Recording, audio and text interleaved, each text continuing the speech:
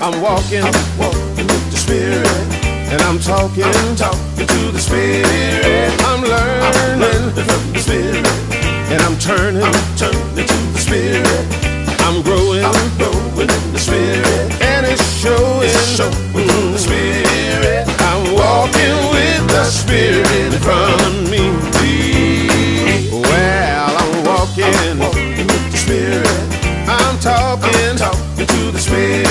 I'm learning from the Spirit, and I'm turning to the Spirit. I'm growing in the Spirit, and it's showing the Spirit. I'm walking with the Spirit in front of me.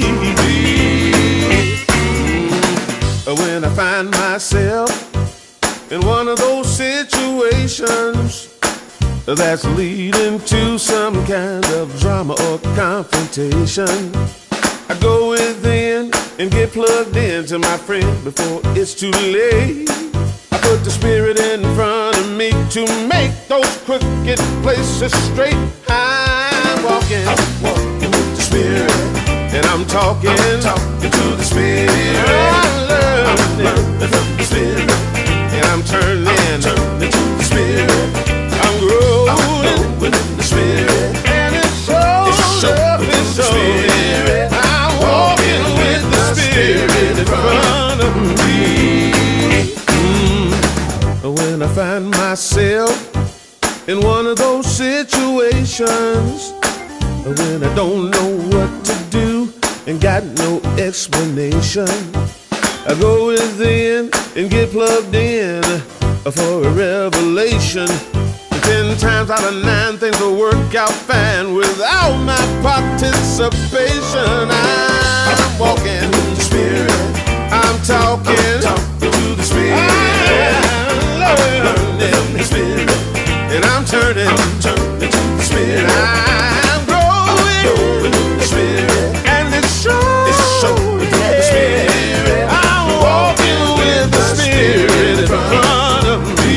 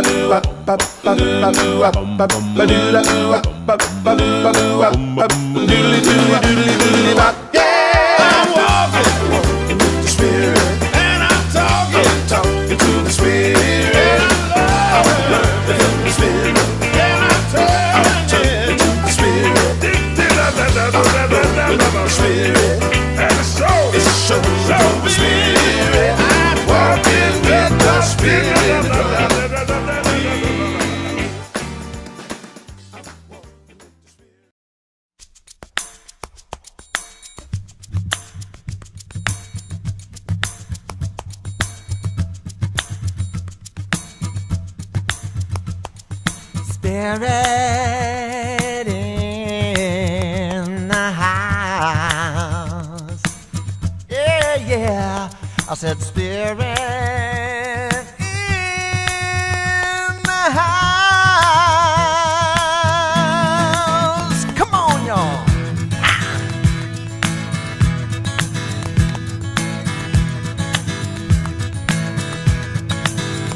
I done my time. I'm so tired. I give up on my simple mind. It's not working, I'm no good. I'm in need if I only could find the Spirit in the house. Well, yeah, the Spirit in the house.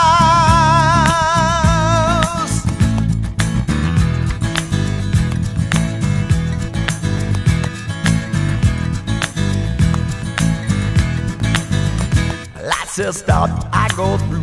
Pull me over, said the man in blue. Son, you know what you done did. I said yes, I ran a lot of red. What's your hurry, why the race? Who you trying to keep pace with? Take your time now, it's alright.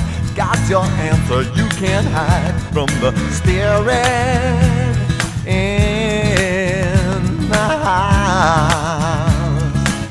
Well, yeah, Spirit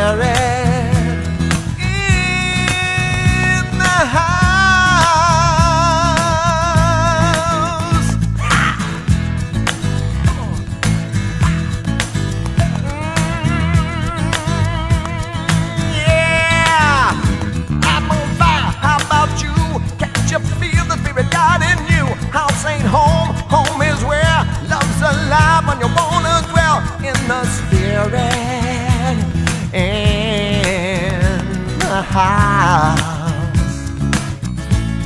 Well, spirit in the house. Yeah, yeah. I said spirits in the house. The spirit in the house. Ooh.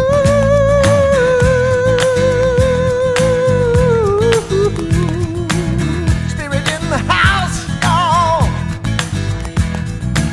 Spirit in the house, y'all. Hey, spirit in the house. That's Jamie Luma. Give him a hand.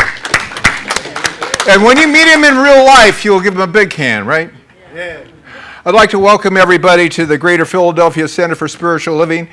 This is a beloved community where we teach, we learn, and we practice the principles of the science of the mind. And what are those? That all is in God, and God is all there is. That as you believe, so it is done unto you. And that we have a duty or something we're drawn to in life, and that is to love and live fully. That's the essence of our teaching. We provide spiritual tools for human challenges and experiences. This is where I bring out my glasses. She's got better eyes than I do. Spiritual human challenges and experiences, and support one another in our individual and collective evolutionary paths. As we awaken humanity to its spiritual magnificence, we go about the joyful business of creating a world that works for all.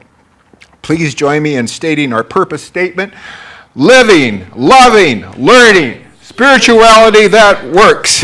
And now we have an opportunity to meet a really good man on video, Daniel Nahmod. And this guy's got a huge heart.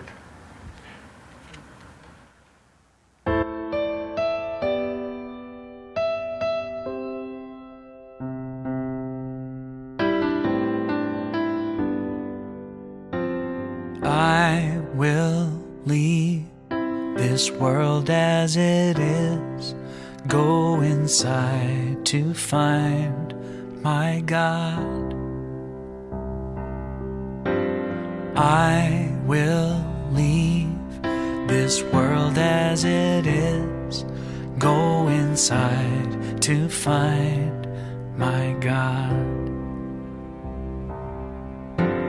I will leave this world as it is, go inside to find my God.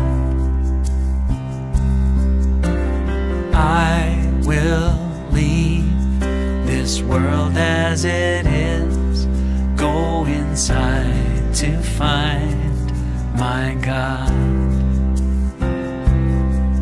Inside there is peace, inside there is joy, inside there is more than enough.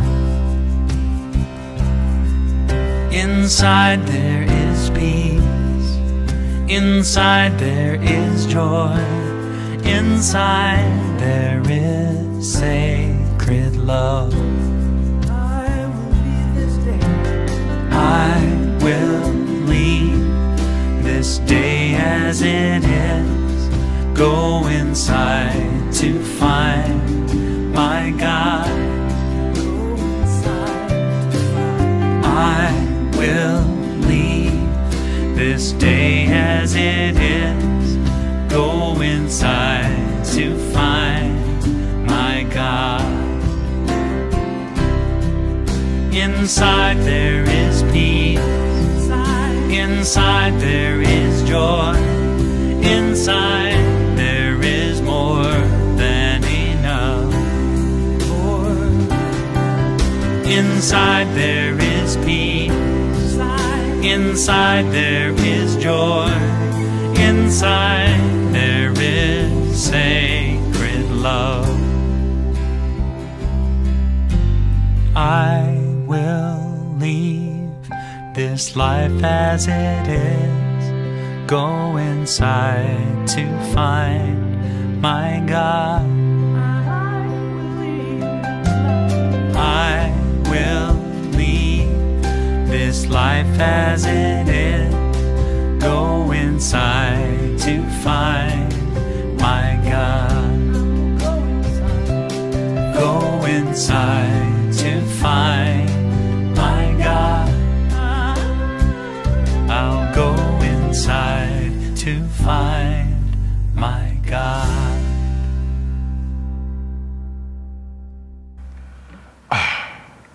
It's really hard for me not to get emotional when I hear him. It was 2 years ago he spoke at he sang at my son's memorial service. And when he hits one of those songs, he just grabs me. Anyway, I should mention probably that I'm Reverend Mike Gerdes, and I'm the BOGO. You know, BOGO, you buy one, you get one free. I'm the get one free. So you're getting everything you paid for today.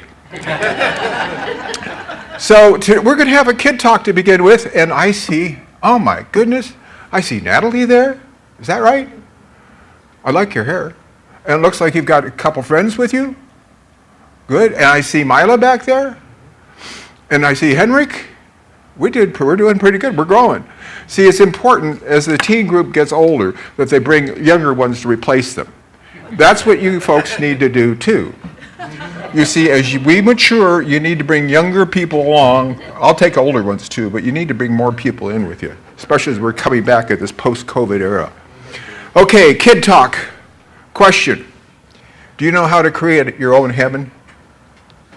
Do you even know what heaven is? Mila. What? Come on. Okay. Heaven is not by and by when you die. Okay, it's not a place. It's not a geographical position on the map or the astrological chart.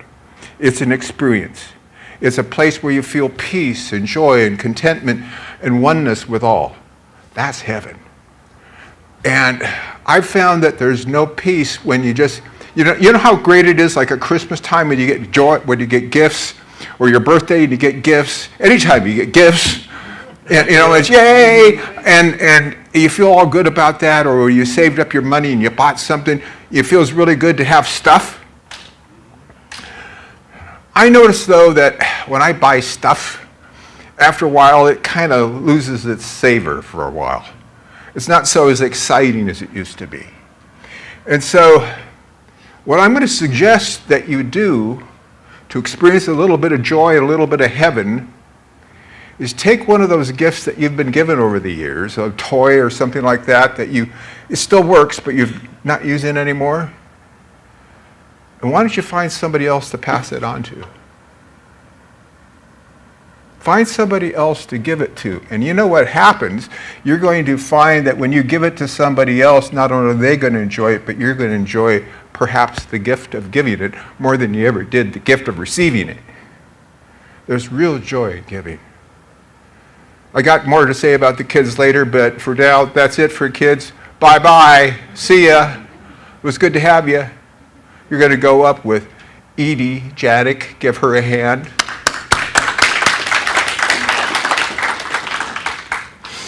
And at this time, we've got a meditation brought to you by Nettie Bonner. Nettie.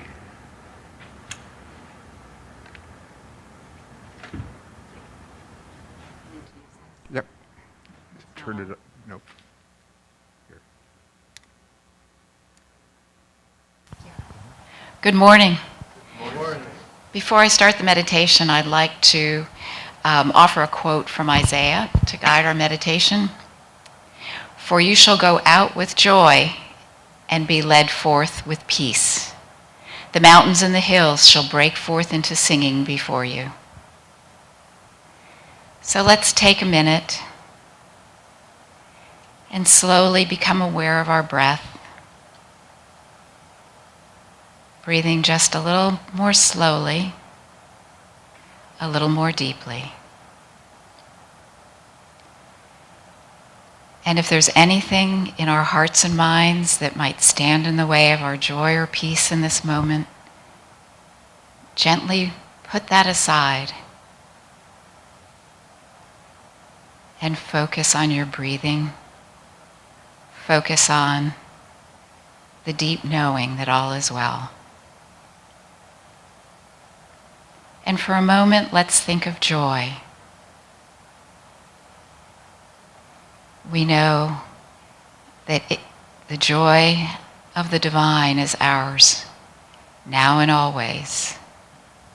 We might think about those things that have brought us joy in the past from the outside. A friend, a special place, a memory. We might even feel a gentle smile come across our face as we feel that joy within. And we rest knowing that that joy of spirit is ours now and always. That joy is deep within, available to us. And just as joy is ours, so is peace. We rest in the divine arms, enfolded in a deep peace, knowing all is well. An infinite guidance is ours, leading us in ways of peace beyond our imagination. We claim this joy and this peace that is our inheritance. It is who we are. And let's rest for a moment and focus on the joy and the peace within.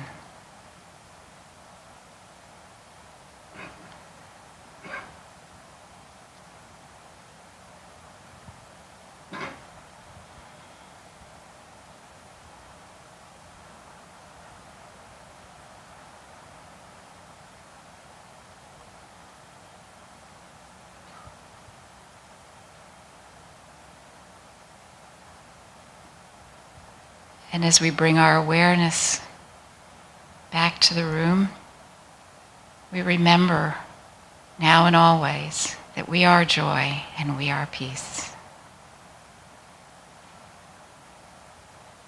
So when you're ready, gently open your eyes and return to the room. Thank you, Nettie. Might mention that Nettie's one of our practitioners in training. And before very long, she'll be a regular practitioner, I know. And now another practitioner in training who scored really, really high on her test is Cheryl Macklin. Cheryl? She'll be giving us the opening spiritual mind treatment.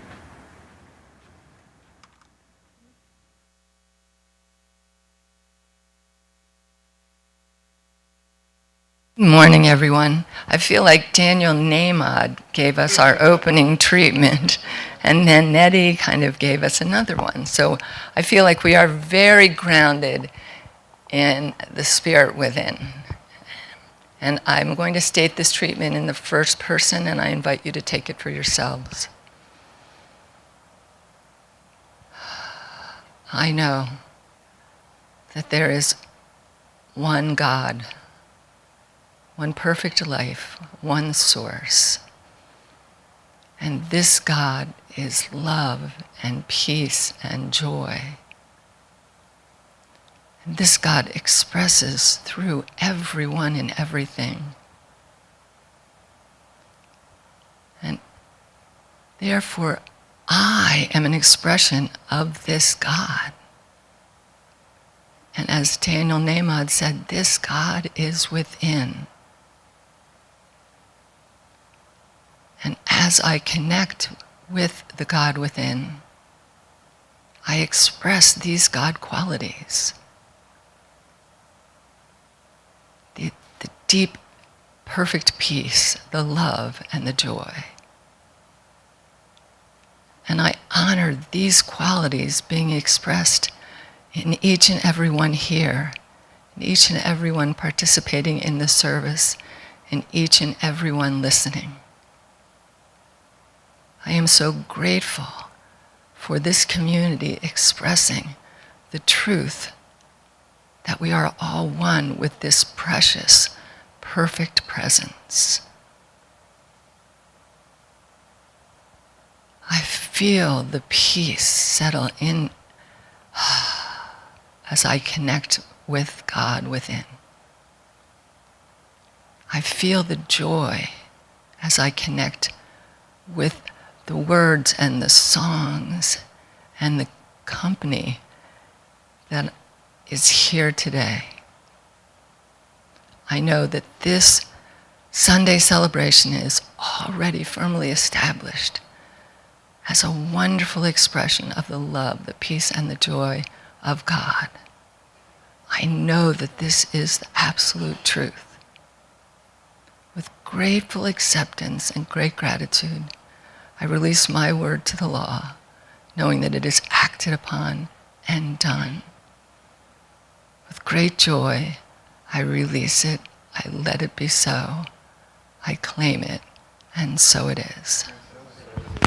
That's right out of the park there, Cheryl. It's very nice. I don't think I turned it off. We have an affirmation that I'd like us to repeat together. You ready? Embracing my unity with Spirit, I am free. I dwell in the kingdom of Spirit and know heaven on earth here and now. Gee, I forgot that I wrote that. Now, one of the things that's really nice about our teaching is we believe it really works. And when somebody demonstrates in their lives how prayer, and for somebody that's new in here, our kind of prayer is kind of different. It's more like an affirmative, evocative meditation. Okay, as we demonstrate our treatments, we love to have people share about them. I know sometimes people say, "Oh, well, I just walked across water." I mean, you know, it's really important that we share the miracles that the so-called miracles, the happenings that in our lives, the healings, because it encourages the rest of us to know that this stuff really works. And to share with us today a demonstration, I've asked Christy to share. Christy Perry. Give her a hand. Let's see if it's still on. Nope. All right, demonstrations are fun. So over the past few months, I have been thinking about whether I want a new car. I have a 2007, and it's sort of like, do you just go forward with it and do the repairs, or do you think about something newer? And a few months ago, or just about a month ago, I had thought, I think I want something newer. And so I hadn't really done much about it yet, hadn't really, considered exactly what I want or not. But last weekend, I was dog sitting, and when the parents came to pick up the dog, they were driving an Outback Subaru Outback. And my landlord drives that, and it's in front of my kitchen window for the past 7 years, but it never crossed my mind. But anyway, I asked this gentleman, I was like, how do you like your Subaru? And it turns out he has worked for Subaru for 39 years. And, I said, well, what are the top 3 things? He said it's safety, longevity, and then I believe the third one, somehow we got into the subject of the environment. He said that all of their production facilities are waste-free. And I'm huge into the environment, so I was like, what? And actually, I ran inside my door and I pulled out this 3-foot fluorescent light bulb because I had been sitting there hoping to find somewhere to recycle it. And I said, do you recycle these? And he said, yeah, we feed them into this machine and they get crunched up and they turn into the raw material for the shiny paint lines on the road. And then he said, and you know what else?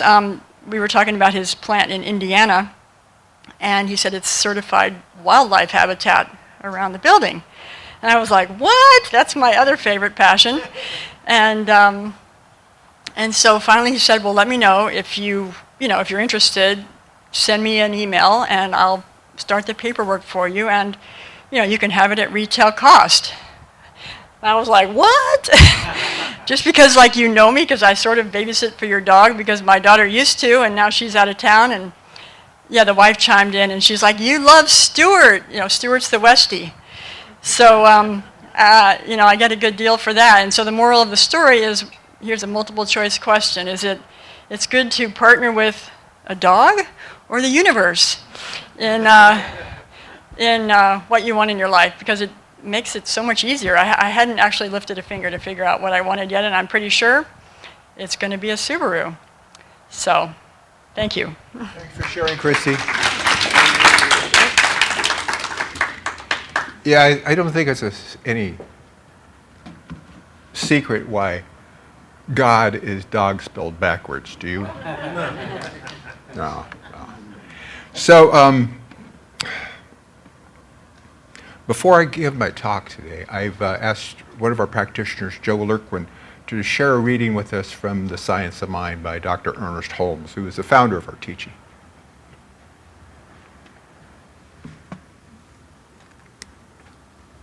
Thank you, Reverend. Thank you. We on yet? Okay. Thank you, Reverend Mike. Thank you very much, and welcome to everybody here today. This reading is from The Science of Mind by Dr. Ernest Holmes, page 604. The kingdom of heaven is not a place. It is within, in our deepest thought, and is the reality of our individual awareness, and is the reality of universal mind. It is the recognition of the oneness with the divine. It is the perfect design, which is God's idea of creation, and can only be discerned spiritually. It is the real of everything. The kingdom of God is the consciousness of God. As we think the thoughts of God, we shall have a newer, diviner life in our body and in our affairs.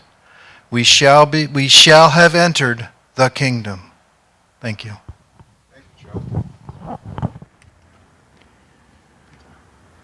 Well, as you're probably aware, Dr. Maxine Kay is not here today. And she is actually, I'll let you know where she is for those of you who don't happen to be in the know. Her granddaughter, Stephanie, beautiful young lady, had her bridal shower this weekend. So she got to go down for that and the fitting and all that kind of stuff. And I've been getting texts and pictures of stuff coming back, and the girls have been having a wonderful time, shall I say. And I've been having a wonderful time too, batching it. I had fried eggs 2 nights in a row. Last night I put a frozen pizza in the oven, so I thought I'd get, oh good. I know I should have invited Jerry to come over to cook the eggs. He's an expert chef. Anyway, there's been some good news about COVID and stuff, that things are getting better, easing up around here. I'm able to go almost anywhere. You're able to come here unless you choose to wear a mask, without a mask. And a lot of the areas around here, it's easing up. Not everywhere, though. I have a class on Saturday mornings, a Science of Mind class, and we have several members of the class that are from Canada. We can't still go across the border. Not a shame, but that we know that will be resolved soon. There's also been some less good news. If you paid attention to politics lately, it seems like George Orwell, he wrote the book The Animal Farm in 1945, the book 1984 and 1949, and if he was still alive, I imagine his latest book would be entitled Ensuring U.S. Election Integrity. That's what I think would be doing. Anyway, I digress. Also, I've been going to movies. Man. Yes, I let my 14-year-old boy out and actually went to some movies and had a good time. Anyway, back to business. What the purpose of my talk is for us to embrace the presence of God so that we really know the reality with a capital R of heaven on earth here and now. You see, heaven is not some place that you arrive at by and by when you die. Isn't that nice to know? You don't have to die to get there, but you have to make a major change within your consciousness right here and right now for you to embrace that, for you to accept it, for you to know that. And most people don't get that beyond an intellectual level unless somebody shows them how or shows them what to look at. So, I'm going to ask you, ask yourselves, have you been happy? Or have you been grumpy? I'm looking around at some of the grumpy ones. Okay, all right, so have you felt good about yourself? Or have you felt less good about yourself? Have you been judgmental? Oh, that's a big one for me. Good habit of being judgmental. You know, here comes the judge. The problem is when you're judgmental, you're not only putting other people down, you're putting yourself down too. It's really sad. And you always judge yourself worse than you judge anybody else. So, I talked to the kids about giving stuff away. I know a lot of us figure that getting stuff, we win. I remember the old story that Roy Davis used to tell me. He was this very wealthy man in Richland, Washington. He said, Mike, I'm a strong believer in the old adage, he who dies with the most amount of toys wins. Well, Roy died. He had a lot of toys. And, I think there was something more to just sitting in his hospital bed overlooking the Columbia River and feeling good about all the stuff he put together. I'm sure that life had more than that for us, and probably had more than that for him too. The question is, why do we keep trying to get stuff? You know, if happiness was really found in stuff, if heaven was really to be found in stuff, I got a whole storage unit full of it. Most of which we don't even remember that's there. You might be finding yourself in the same situation. And you know what a real relief it is sometimes when you take that stuff and you give it away. Or, as they tell me, the third time you move, have a fire. And you feel real relaxed. So that stuff doesn't hold you down. So why do we spend all this time hunting and gathering and putting stuff together so we have filling up our bedrooms and filling up our basements and filling up our garages? How many people have a garage you can't go into because that's also your storage unit? You don't want to show your hands. Okay, two of them, okay. I know that if I could have a white Tesla X Gullwing, high-performance, 7-passenger car, I'd be happy. At least for 3 or 4 months, till the lease payments kind of got me. And I was wondering, was this really such a good idea? Probably would be, but happiness is not to be found in acquiring stuff. But you can be happy getting it.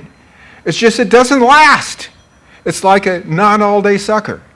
It lasts for as long as it lasts, and somebody's phone's ringing, and I'm sure glad you grabbed that. Okay, so you would think that if happiness was a result of getting stuff, people in the United States would be the happiest people in the world. But you know what? We've got the highest rate of suicide of any wealthy country in the world. You know, we have the lowest life expectancy rate of any wealthy country in the world. Something's askew here. Askew. So, happiness is not to be found in stuff. Okay? I know happiness is to be found in the work you're doing, right? That's it. That's gotta be it. I can remember when I was 10 years old, actually when I was 9 years old, my parents started me off on the accordion. They were smart enough not to have me on the accordion for very long. Miserable. But they put me on the drums. And what was nice is, as a 10-year-old boy, I had no identity, and I was the drummer. That was my identity. That was who I was. I was the drummer, and I got to be really good. I was the best snare drummer in grade school, middle school, or junior high back then, high school, and when I went to Western Washington State College, I was still the best snare drummer they ever saw. I remember when family would come over to visit for weekends and, holidays and stuff like that. My folks would have Mike come out and perform for them. Mike come out and play drums. Mike come out and play trumpet. Mike come out and play marimba. Mike come out and play piano. Did I say I had a lot of music lessons?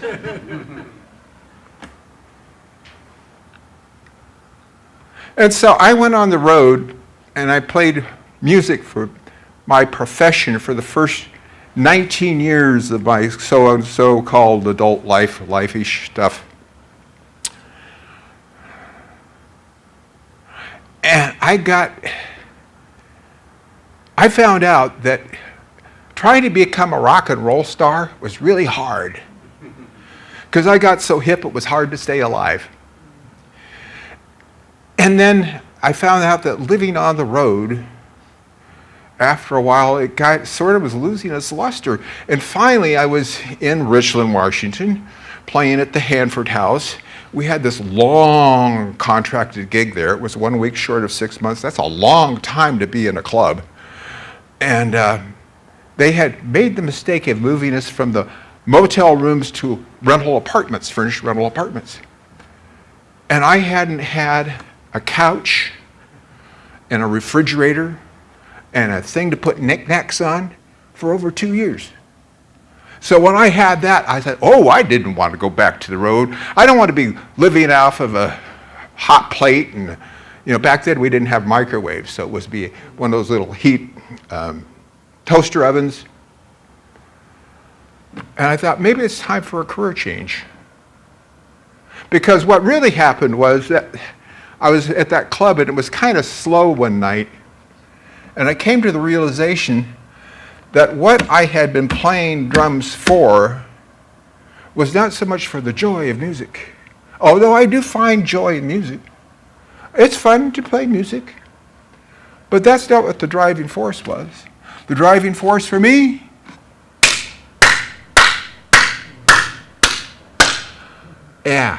the applause, the appreciation.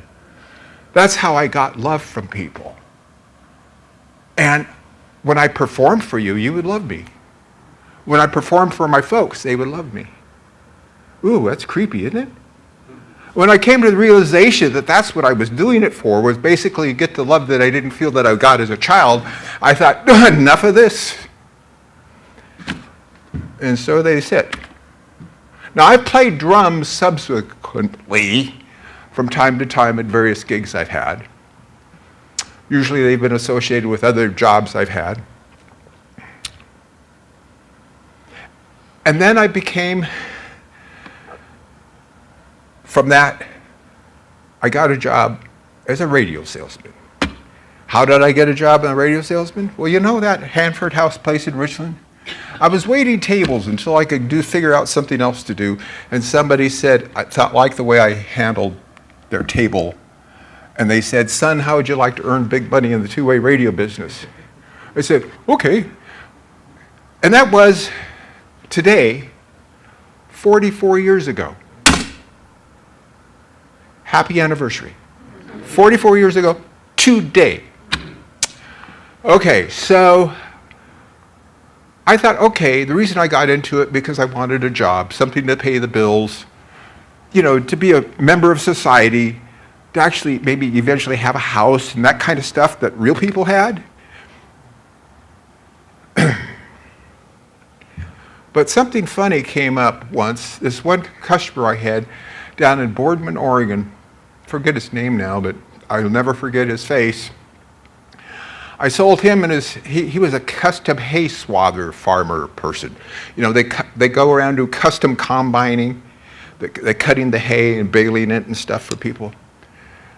And I sold him some radios, little walkie-talkie portable radios. Back then they were very expensive. They're still kind of now, but way expensive back then.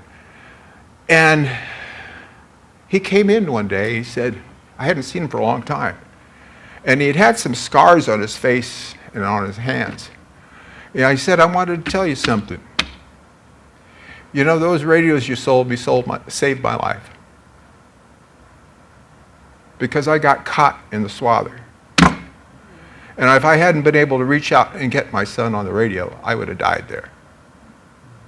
So what helped me to recognize and why I'm still in the business 43 years later is that the job I've got is doing two-way radio sales. It's got some purpose to it. It's got some meaning to it.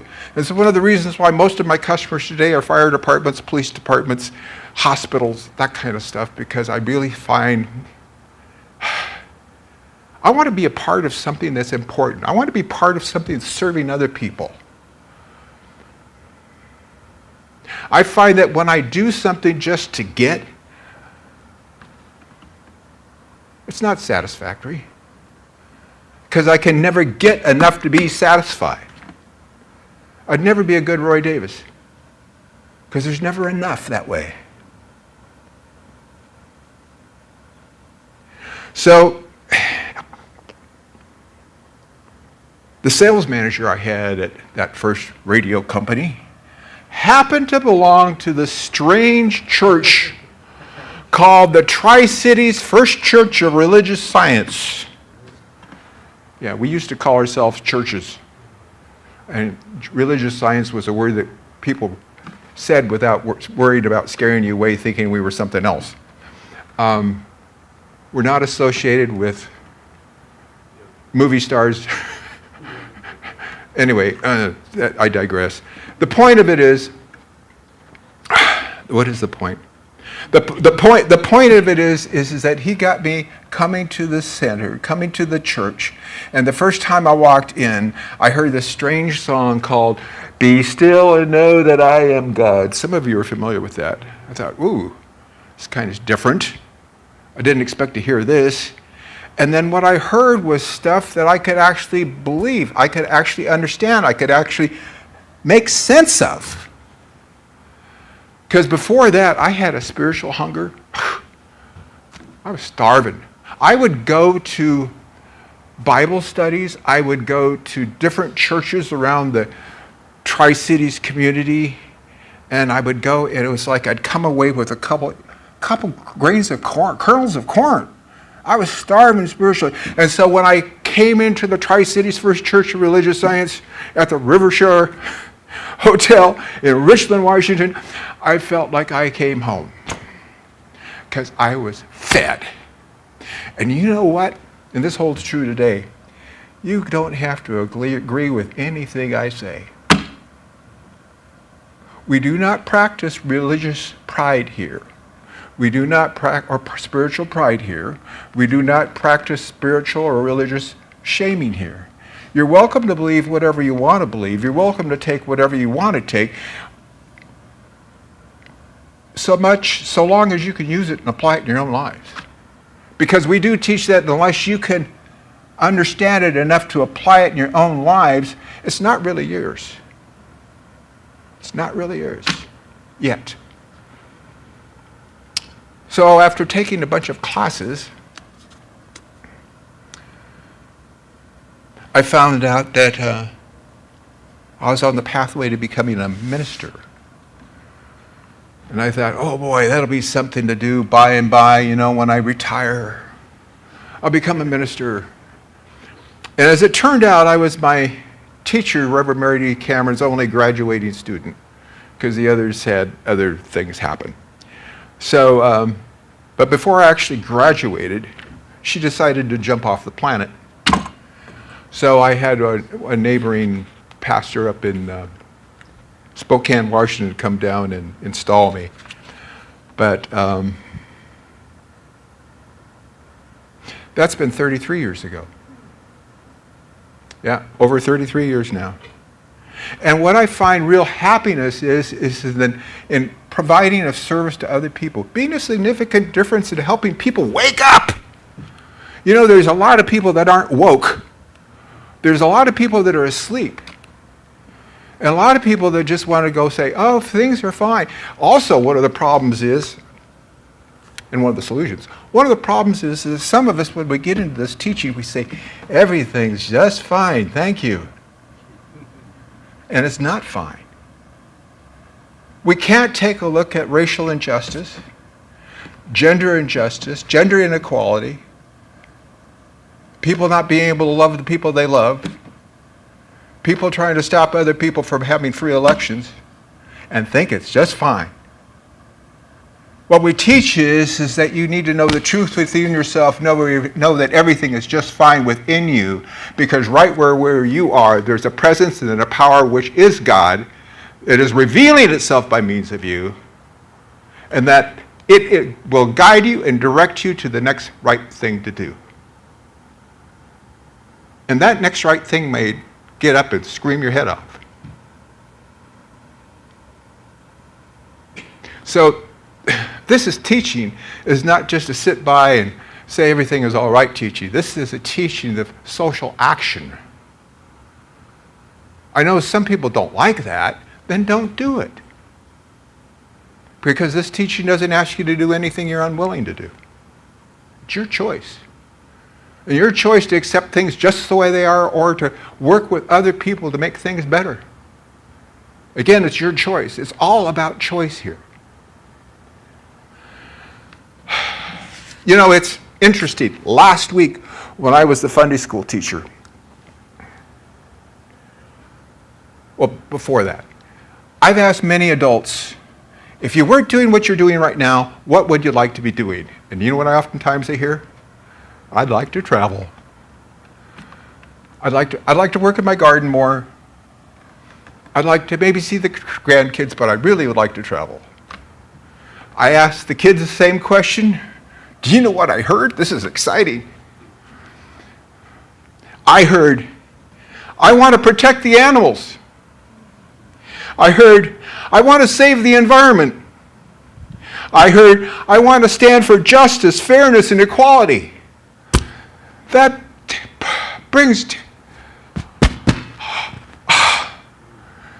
Folks, we need to live up to what they're doing, and whoever their parents are, you're doing a good job. They know what's important. See, it's important for us as we mature, we forget that we either continue to evolve or we dissolve. The choice is yours. You continue to grow along spiritual, physical, mental lines, or you basically fade away. It's true. Your choice. You know, some of us think that true happiness is to be found in relationships with other people. Anybody besides me found themselves looking for love in all the wrong places? One or two of you. Okay. Oh, three. Okay.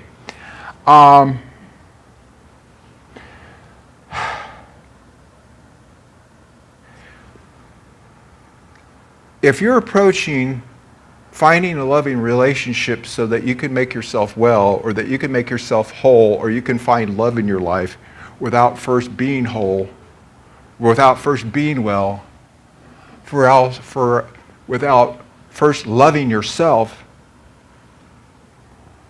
you're really messed up. Or you're going to be really messed up. I'm trying not to say other words, but you're going to be really messed up. You get the point? And a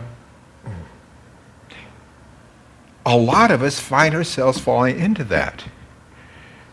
I'm reminded of the song by Meatloaf, the singer, Highway to Hell. Totally get it. It's like I bought a bus. I don't need to do that anymore because I've learned what it was all about. I didn't realize that I would look for those type of relationships because I was still the lonely little boy that wasn't loved, that was abandoned, that was a latchkey kid, all that kind of stuff. But unless we identify where our problems come from, we're stuck in them, repeating the same cycle over and over and over and over again. I mean, how many marriages do you have to have before you realize there's a common factor involved there? You. Maybe you need to change. So if it's not stuff, if it's not our work, if it's not our relationships, Where do we find this kingdom? Okay, this is going to be a little deep, so I'm going to ask you to bear with me and follow carefully, all right? All right. This was taught to me by David MacArthur, who is the only Caucasian librarian of Sri Chiamayananda. And it's called the BMI chart. And the B stands for body, the M for mind, and the I for intellect. Now, get this. The body perceives objects. Would you agree? Okay. The mind, basically our subjective mind for those students, feels emotions, right? Okay. And the intellect thinks thoughts. Now, the issue is that we habitually perceive the same objects, feel the same emotions, think the same thoughts. And we spend a whole lot of time trying to work our thoughts and our feelings to present different objects and makes different stuff happen and juggle all that up. But we still are stuck in the idea that we are the thinker, feeler, or perceiver, or the perceiver, feeler, thinker. Okay? Now, if you think you're the thinker, feeler, perceiver, you're just like 99.8% of the country or the world. Now, you want to know the true secret? You're not any of those. You're not the thinker. Whoa! I know some of you are taking it back on that. You're not the feeler. Oh! I saw you crying up there. You're not the perceiver, but I've built so well. If you're not the thinker, feeler, or perceiver, what are you? Tat tavam asi. That thou art. You are that which expresses through all that, which experiences through all that. You are the I am, that Spirit is, that God is, that it projects through all that. Hear what I'm saying? Okay, an analogy. I used to think that I was like a wave and God was like the ocean. I thought that was pretty spiritual, enlightened. And then my teacher, David MacArthur, said, Mike, instead of seeing yourself as the wave and God as being the ocean, see yourself as the water. That one moment is the wave, one moment is the ocean, one moment is the cloud, one moment is the rain, one moment is the ice. Feel your wetness. Tat tavam asi, that thou art. Now, if you can grasp that sense, or work on grasping that sense, if you can contemplate that idea, your zip code is heaven. Because you're at that place where you find yourself divinely guided, divinely protected, uplifted, and at peace.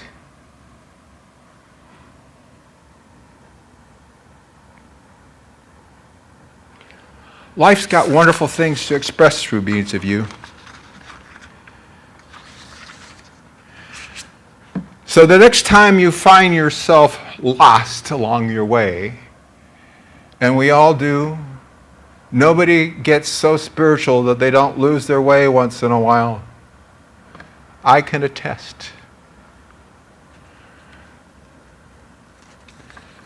What do? Recognize one thing. You're not in this world by yourself. Reach out and ask for help. Do you hear that? Don't try to go it alone. Reach out and ask for help. There are practitioners, there's ministers. Reach out and ask for help. And if it's just a little minor disarray of your head, ask yourself, okay, who am I? Remind yourself who you are. Am I that? If you're feeling yourself angry, who's feeling that emotions? That's not who I am. That may be my emotion. That may be my thinker, feeler, perceiver. Oh, by the way, the code word for the little thinker, feeler, perceiver, little ego. That's the little ego. And the little ego is important, but it's like your assistant life manager. Don't let it run the show for you.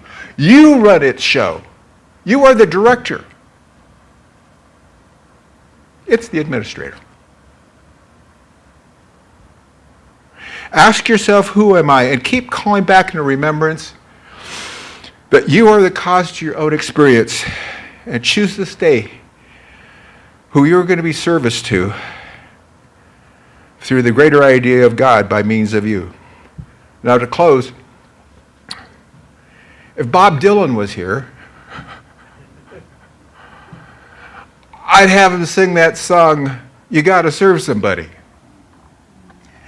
So I would suggest on your way home or when you get home, tell your smart speaker or something, play "You Gotta Serve Somebody" by Bob Dylan, because you really do. It may be the devil or it may be the Lord. Being the devil would be your selfishness and self-seeking. All right? Serving the Lord was doing things for other people, doing things for a greater idea of spirit. And all things will be given unto you. And so it is. Thank you. Thank you. I don't know if I ran over or not, but I noticed that your lights are about to turn out. No. Okay, let me go back to the program here. All right. I think now we have an offering, don't we? Oh, good. Yes, we do. Okay, this is called the offertory. And here we get to make our contributions. I don't like to call these donations. Now, there's a link on the, it says donate here through our website. I call it contribute. You know the difference between a contribution and a donation? Okay. So this pig and this chicken were walking down the street. And they say, I saw a sign that said bacon and eggs. And the chicken said, oh, look at that. I could donate to that. Pig said, for me, it would be a real contribution. See, when you make a contribution, it means you're a part of it. You're putting something real into it. You're putting conscious. It doesn't matter the amount. It's your attitude behind what you're putting in. Okay? So contribute through our website using a credit card or by texting. This is the way I like to do it. You register this in you go text to give. Put that phone number in. You put a credit card in after that. And that way, every time that I want to give, I just put text to give. It comes up on my phone. I put in the amount that I want and I send. Very easy. Much easier than writing a check. I like this new technology. Or by clicking the donate button on our Facebook page.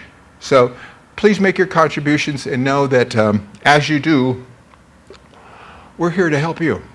And we appreciate you very, very much. So now we have an opportunity for our offertory song, which is Spirit is Calling.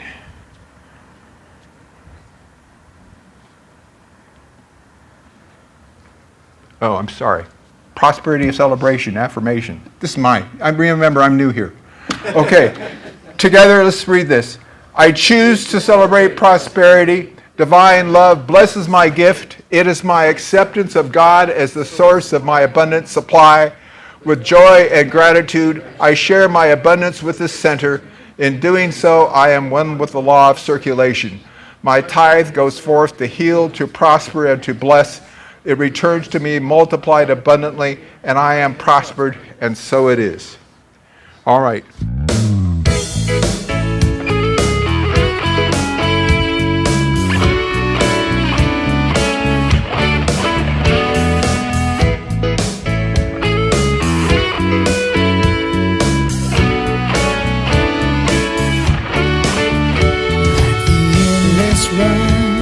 Of a river's flow, I never felt that I could rest. I longed for home, a place to be, a spot to land, a time to say the work is done and stroll in sand.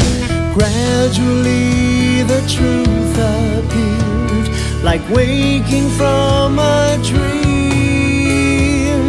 Everything's evolving, and I'm part of the stream. Spirit is calling, calling me up to a new way of thinking, a new way of being. Spirit is calling, calling me up to a new way of living, a new heaven and new earth. Now that I have found the common thread, I can trust and know in faith that I am led. I face what comes, push nothing away, 'cause all things are connected and show the way. Gradually the truth appears, like waking from a dream. Everything's evolving, and I'm part of the stream. Spirit is calling, calling me up to a new way of thinking, a new way of being. Spirit is calling, calling me up to a new way of living, a new heaven and new earth. Higher cause that I can't even see, driving me to rise above and be free. Spirit is calling, calling me up to a new way of thinking, a new way of being. Spirit is calling, calling me up to a new way of living, a new heaven and new. Spirit is calling, calling me up to a new way of thinking, a new way of being. Spirit is calling, calling me up to a new way of living, a new heaven and new earth.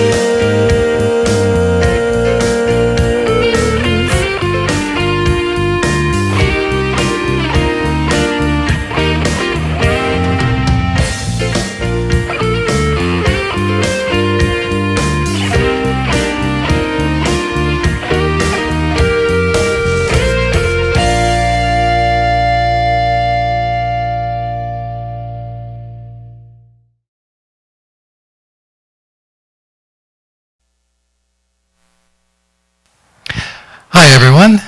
I'm Payson Burt, Vice President of your Board of Trustees, and I'm here with today's announcements. Yay! And live, Sunday. It's so nice to see everybody out here and to make eye contact with you. It's so much different than when you're doing things pre-recorded and staring into the computer screen. Besides, I got really tired having to hire the lighting people to come in and the makeup department and everything. So it's nice to be, al fresco, is that the right word? In front of the microphone. So welcome everyone. We are thrilled you have joined us today wherever you are in the world. As you can see, we're excited to welcome our community back home to our center in person. Our celebrations begin at 10:30 a.m. and if you plan to join us any Sunday, we encourage you to come earlier so you can create your name badge and select your seat. Our goal is to provide a safe environment, and we will be following all CDC and local guidelines. Wearing a mask will be your choice. As we've been mentioning, in addition to having folks connect in person, we will continue to live stream for all those who choose to watch from the comfort of your own homes and in your pajamas.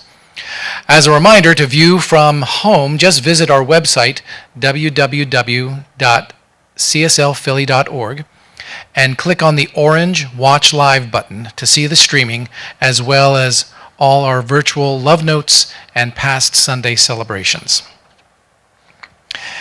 For those of us who are here today, the bookstore is open for business.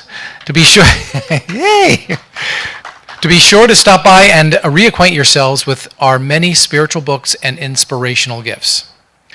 And now, as Vice President of your board, I also wanted to thank all our volunteers today who helped out with greeting, youth group, bookstore, audio-visual slides, and along with our practitioners and our care support group leaders, event leaders, our social media leader, and everyone who financially supports our center, which is all of you. Thank you so much for sharing your time, talents, and treasure with us. And thank you all for being here today.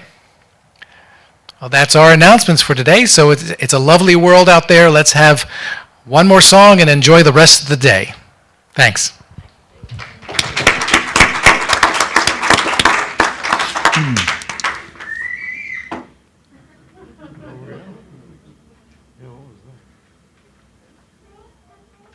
Oh, Henrik.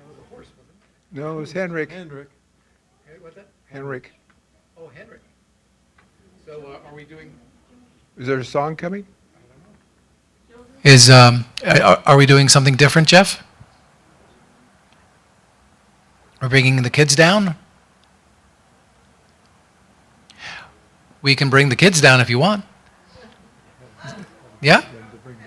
Okay. Well, we had before. It's just that Max forgot it last time. That's what I love about live broadcast.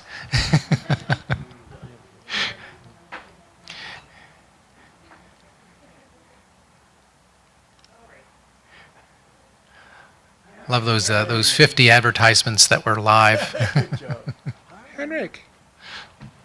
Mila. Yeah. He likes it. He knows when to go right upstairs. He knows. He's got the whole thing down. Say hello.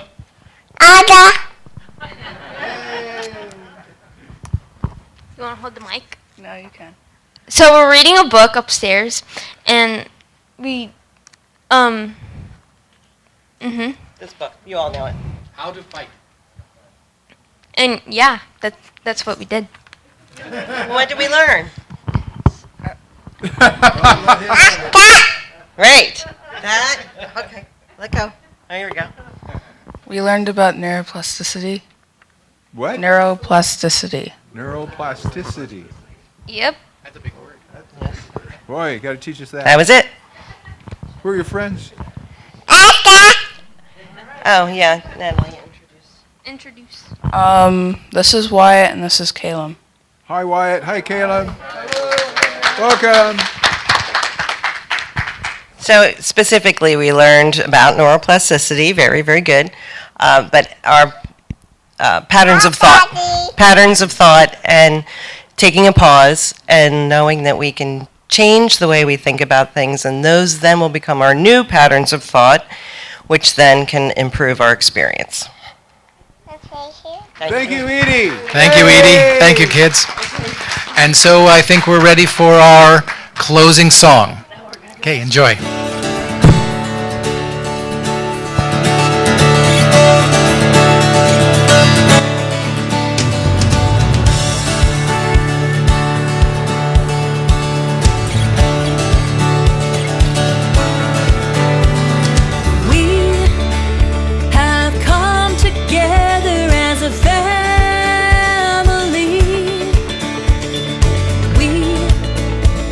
Come here as we are.